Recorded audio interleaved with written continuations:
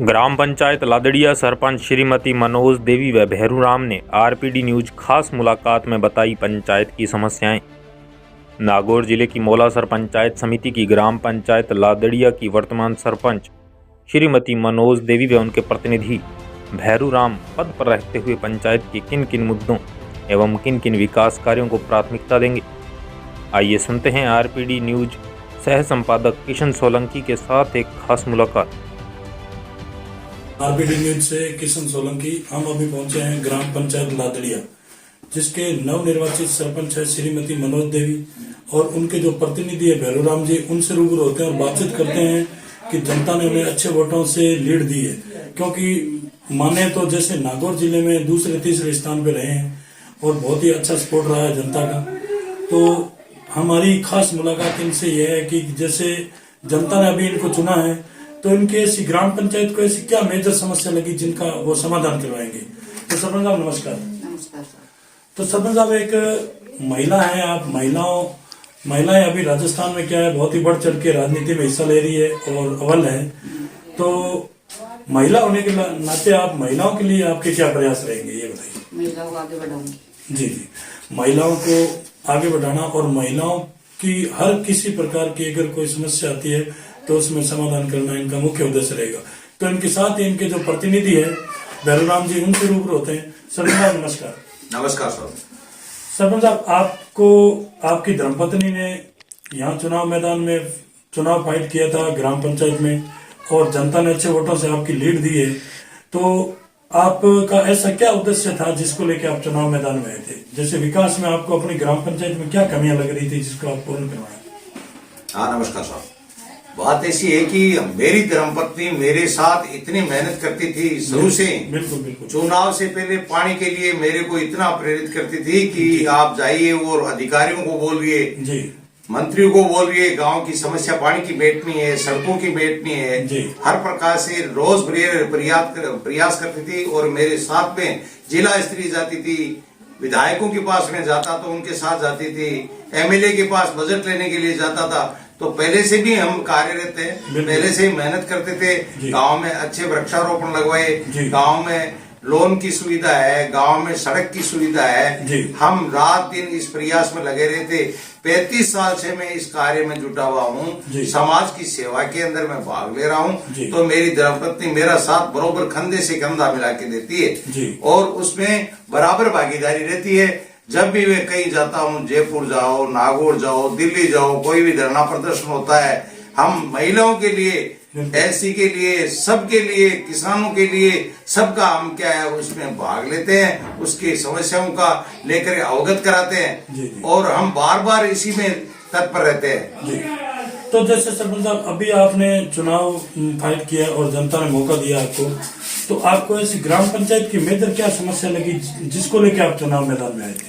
इसमें मेन समस्या तो हमारे गांव में पानी की थी जी। तो सरकार के बार बार अवगत कराने से सरकार पूरे पानी की व्यवस्था करवा दी और हर मोहल्ले, हर गली, ढाणी तक पानी पहुंचाने की सरकार की स्कीम थी। सरकार का प्लान था, वो प्लान सक्सेसफुल है। आज गांव आराम से जिंदगी बसर कर रहा है और पानी बराबर आ रहा है। लाइट की समस्या नहीं है, लाइट रोज आती है, 24 घंटा लाइट रहती है। यहाँ गांव का मीटर अलग लगाया हुआ है, जीएसएस गांव में बना हुआ है। सड़कें के बारे में तो सड़कें कुछ तो बन गई, कुछ बनाने का प्रयास जारी है, प्लान में लिया हुआ है। सर किसी को भूखा नहीं सोने देती। बिल्कुल बिल्कुल। सरकार इतना मतलब मेहनत करती है अपने अधिकारियों को। प्रशासक गांव के संग कैंप लगा करके घर घर में आदमी, हम हमारी टीम, पंचायत की टीम, वार्ड पंच है, सहायक है, सहायक ग्राम सेवक है, एलडीसी है, हम घर घर जाकर के प्रेरित कर रहे हैं, भाई आपके घर के पट्टे बनवाओ। तो पट्टे बनवाए। अभी हमारे 27 तारीख को कैंप था, उसमें पट्टे वितरण किए गए। 50-50 खाते एक टोट कई वर्षों से पड़े थे, उनका बंटवारा करवाया गया था। शांति से उनको आराम से समझा करके बंटवारे से बड़े खुश हुए वो कि हम कई वर्षों से प्रयास कर रहे थे, आज हमारा काम ये हुआ है। प्रशासक गाँव के संघ के अंदर अच्छा काम हुआ, अच्छे अधिकारी है। ये पूरी राजनीति के बारे में बताया, पूरी हिस्ट्री बताई, भाई इस तरीके से आप जीवन यापन करो, आपको सरकार से ये फायदा मिलेगा। सरकार ने बराबर ध्यान दे रखा है। हमारी सरकार सबकी सरकार, जी। कांग्रेस सरकार ने गांव गांव में पानी की समस्या दूर कर दी। तो शिक्षा विभाग को लेकर के बात करें तो कोरोना काल के अंदर जी। बाधित हो रहा था, जी। उसमें गांव का अच्छा सहयोग रहा, सरकार का सहयोग अच्छा जी। रहा, उसमें हमारा टाइम व्यतीत अच्छा रहा। जी। और सरकार हमारे लिए बहुत ही अच्छा बजट दे रही है, जी। ग्रामीण वासियों को भी दे रही है, शहरी वासियों को दे रही जी। है, और किसी प्रकार की कोई समस्या नहीं है। हमारा यही रहेगा प्रयास कि गांव में किसी प्रकार की समस्या नहीं रहे, न कोई बेरोजगार जी। रहे। जैसे नयुग नौकरी वगैरह फिर रहे, तो इनके लिए भी सरकार भर्तियां खोल रही है। जैसे जैसे नंबर आएगा वो भर्तियों में पास होकर के आएंगे। अभी पटवारियों की भर्ती थी, आराम से परीक्षा लगी है, वो भी आएंगे, पटवारियों की पूर्ति हो जाएगी, ग्राम सेवकों की पूर्ति हो जाएगी। और ज्यादा तो मैं क्या कहूँ, हमारे गांव में किसी प्रकार की समस्या नहीं है। जो भी समस्या होती है हम कलेक्टर साहब को अवगत कराते हैं, जी। तो हमारी समस्या का निदान होता है। एमएलए साहब भी हमारी बात सुनते हैं, एमपी साहब भी सुनते हैं, मुख्यमंत्री तो इतने प्रेरित है, वो रात दिन यही सोचते हैं कि हमारा देश प्रगति पर हो, हमारा राजस्थान उच्च क्वालिटी में हो और विकास की गति तेज है। जी। राम राम सर। तो सर जैसे मान लो हर कार्यकाल में विकास होता है, वैसा ही हुआ है कि उसके अंदर कुछ बदलाव आया है या कुछ मान लो कमियां रही है? क्योंकि कोरोना काल में एमपी एमएलए का बजट है जो कोरोना काल में खपत हुआ है, तो अपनी ग्राम पंचायतों पर क्या असर पड़ा उसका, ये बताइए। उसलिए बात ऐसी है कि ग्राम पंचायतों को जो बजट एमएलए एमपी कोटे से आना था, जी। वो बजट सरकार ने वैक्सीन लगाने में लगाया। भाई सभी स्वस्थ रहे, इसलिए ने वो बजट वहां लगा दिया। तो गांव के अंदर क्या है कि बजट की कमी रही थी, और हमारी उम्मीद है कि अब सरकार सोच करके बजट देगी, हमें विकास करवाएंगे और सबको समानता से चाहिए। जी। तो सरपंच साहब, एक जैसे मैं अपने यहाँ ग्राम पंचायतें टोटल मिला हूँ और राजस्थान में लगभग यही समस्या आ रही है कि जैसे ये जो टेंडर प्रक्रिया डाली गई है ग्राम पंचायतों में, क्या ये सही है या गलत है, या इसमें कोई विकास में बाधा आ रही है, क्या समस्या आ रही है? नहीं, जैसे टेंडर प्रक्रिया की बात ऐसी है कि टेंडर पहले एक ही जगह होता था जी। इसके बजाय जो सरकार की सोच है, हमारे को आदेश दिए कि भाई हर ग्राम पंचायत को टेंडर दिया जाए, वही टेंडर छोड़ा जाए, तो उसमें तो अच्छी बात है, क्यों गांव वाले ही सोचते हैं हमारे गांव में विकास हो। अब टेंडर प्रक्रिया है तो बाहर से आकर के कोई भी डाल देता है, तो उसमें बाधाएं आती है, न तो उसको काम करने देते हैं न काम कर सकता, क्यों कई जगह के टेंडर ले लेते हैं। एक ही आदमी 10 टेंडर लेगा तो वो कहाँ से जाकर के पूर्ति करेगा, विकास नहीं होता, बाधित होता है। तो ये तो सरकार की अच्छी सोच है कि हमारे गांव में पंचायत स्तर पर टेंडर करेगी तो अच्छा रहेगा। बहुत ही अच्छा। कि सरपंच साहब का मानना यही है कि जो ग्राम पंचायतों के जो टेंडर दिए जाते हैं तो वो एक पंचायत स्तर पे हो तो उनके अंदर विकास के अंदर रोड़ा नहीं अटकेगा और विकास होगा जो सॉलिड होगा। तो जैसे बात करते हैं सरपंच साहब अपने इस मारवाड़ क्षेत्र की, इसके अंदर वैसे तो सरकार ने एक बहुत ही बड़ी रोकथाम लगा रखी है ये कई कुरीतियों के पीछे। तो जैसे अपने यहाँ कई प्रकार की जैसे बाल विवाह, दहेज प्रथा, मृत्यु भोज की प्रथाएं ये चलती है, तो इन प्रथाओं के रोकने के लिए आपके अपने क्षेत्र में आपके क्या प्रयास रहेंगे? हाँ नमस्कार सर, बात ऐसी है जैसे बाल विवाह पर बात चल रही है, तो बाल विवाह के अंदर हम जाते हैं, शादी विवाह के अंदर होते हैं तो उसको पहले पत्रिका छपती है तो ये मना कर देते हैं भाई इसकी अवस्था अभी शादी लायक नहीं हुई है, ये 18 साल के होने के बाद में शादी करना, 10-11 साल की शादी नहीं करना, तो मानते हैं और वो उसी टाइम रोक देते हैं। जैसे मौसर पड़ता है तो मौसर के अंदर भी आजकल क्या है वो सीमित ही काम करते हैं, नॉर्मल अपने जाते हैं हरिद्वार जाकर के वापस आ जाते हैं, इतना आडम्बर नहीं करते, मौसरों पे भी खर्चा कम किया है। अब धीरे धीरे समाज में गांव में सुधार हो रहा है। अब गांव में क्या है कि ये सोच भी बदल रही है कि भाई शिक्षा पर खर्च करना चाहिए, ये कुप्रथा पर खर्च नहीं करना चाहिए, कुप्रथाएं कम होती जा रही है। बाल विवाह भी है ना रोकथाम सरकार भी कर रही है, हर गांव में सरपंच भी इसमें भागीदारी लेते हैं, ग्राम सेवक भी लेते हैं, तहसीलदार जी, बीडीओ साहब ग्राउंड पर आते हैं और प्रेरित करते हैं, मानते हैं उनकी बात और वो शादियां रुक जाती है और उसका टाइम आता है, अवस्था होती है, उसके मुताबिक वो शादियां करते हैं। तो सरपंच आप जैसे अभी आपने कहा था शिक्षा का, शिक्षा में जो भी पैसा है वो इन्वेस्टमेंट करो कि शिक्षा बढ़े, शिक्षा को बढ़ावा देना।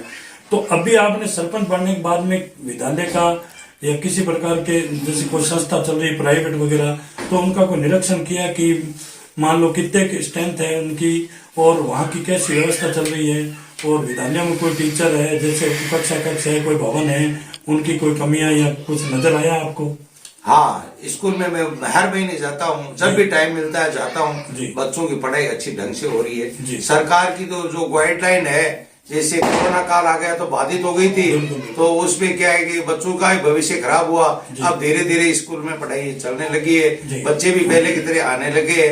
और यहाँ तक कि हमारे गांव में तो जो बनबागरिया होते हैं, जंगल में रहने वाले, जी। उनके बच्चे भी स्कूल में दाखला दिया जी। है, वो भी पढ़ने आते जी। हैं। गरीब तबके की पढ़ते हैं, क्यों सभी चीज सुलभ होती है तो शिक्षा से होती है। बिल्कुल। मैं बार बार हेडमास्टर जी से बात करता हूँ। जी। श्रीमान बजरंग सिंह जी यहाँ के हेडमास्टर है, जी, जी। उन्होंने बार बार ये है ना जो मास्टरों को बताते हैं पढ़ाई के बराबर ध्यान दे रहे हैं। जी। यहाँ का गांव का शिक्षा का स्तर अब अच्छा रह रहा है। जी। यहाँ के टीचर्स अच्छी पढ़ाई कराने के बावजूद यहाँ के लड़के मास्टरों में भी सिलेक्शन हुआ जी, है, जी। पुलिस में भी सिलेक्शन हुआ जी। है, सरकारी पदोन्नति भी हो रही है। जी। यहाँ की स्कूल टॉप पर जी। है। शिक्षा की ओर बड़ा गांव का भी ध्यान है, बच्चे जाते जी। हैं, माइक भी घर से वो स्कूल भेजते जी। हैं और टीचर लोग भी बराबर ध्यान देते हैं। ऐसी कोई बात नहीं है, शिक्षा के स्तर पर ठीक है लादलिया।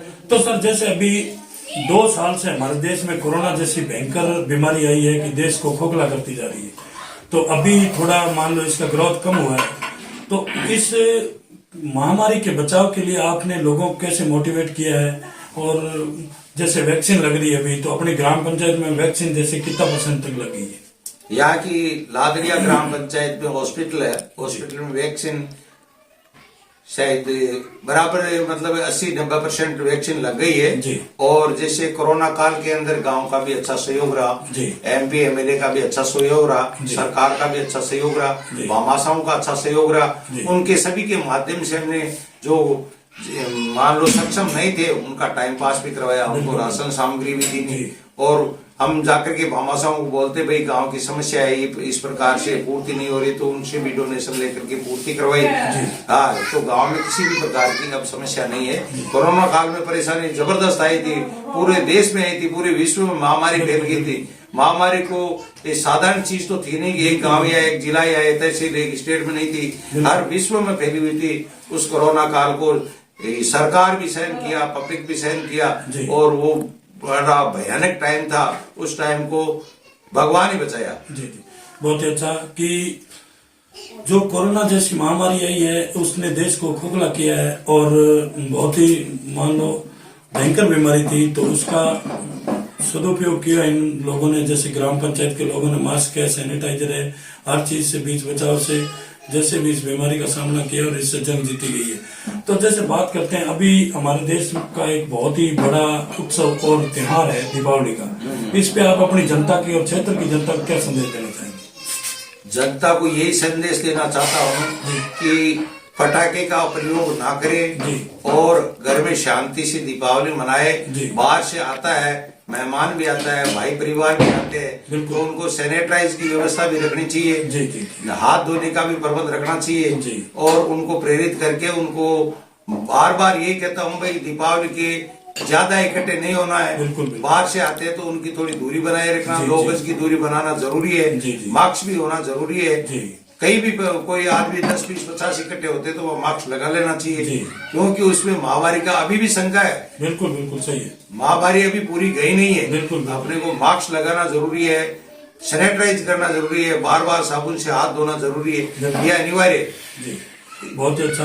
देखो सरपंच साहब का एक बहुत ही महत्वपूर्ण मान लो जवाब है कि जैसे दीपावली आ रही है, तो दीपावली में पहले तो सर्वप्रथम तो इनका मानना यह है कि पटाखों का प्रयोग नहीं किया जाए, और दूसरी बात कि कहीं भी दूर दराज से कोई भी रिश्तेदार भाई बंधु जो भी मिलने के लिए आते हैं या अपन जहीं जा रहे हैं, तो अवश्य है कि इस महामारी के बचाव के लिए उनसे दूरी बना के रखें और सैनिटाइजर वगैरह, मास्क वगैरह इनका प्रयोग करें कि हम इस बीमारी से निजात पा सकें, क्योंकि यह बीमारी बहुत ही लंबे समय से चलती आ रही है और अभी भी इसका कोई खात्मा नहीं हुआ है। इसलिए अपनी जगह पे एकदम सावधान रहें, 2 गज की दूरी बहुत ही जरूरी।